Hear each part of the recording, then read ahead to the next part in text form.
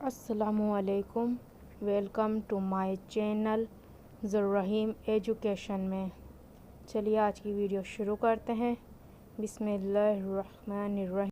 आज हम my self यानी मेरे तारुफ़ या अबाउट माई सेल्फ यानी मेरे बारे में सिंपल सा ऐसे शेयर करेंगे।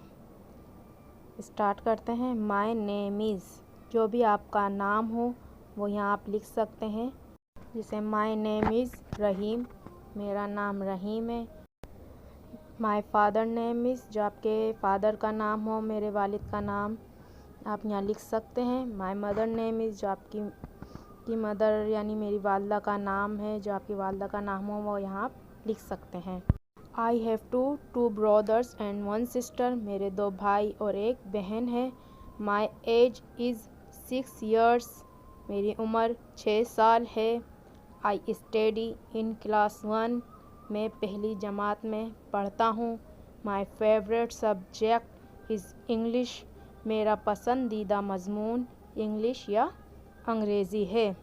आई लाइक टू प्ले क्रिकेट, मुझे क्रिकेट खेलना पसंद है। अगर आप बॉयज़ हैं तो आप इस सेंटेंस को यूज़ कर लें, अगर गर्ल्स हैं तो आप चाहें तो इस सेंटेंस को स्किप कर दें। My favourite dish is pizza, मुझे पिज़्ज़ा पसंद है। आई लिव इन कराची, मैं कराची में रहता हूँ।